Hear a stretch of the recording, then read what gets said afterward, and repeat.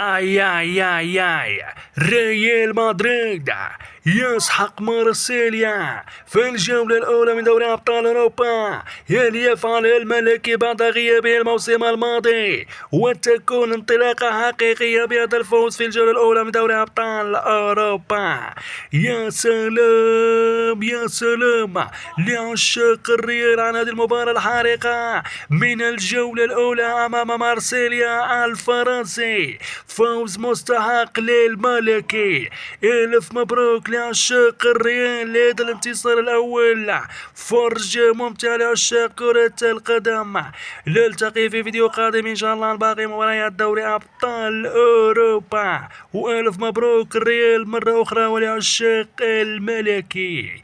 والسلام عليكم ورحمة الله تعالى وبركاته. آي آي آي آي آي آي شيء كبير يا عمري، شيء كبير.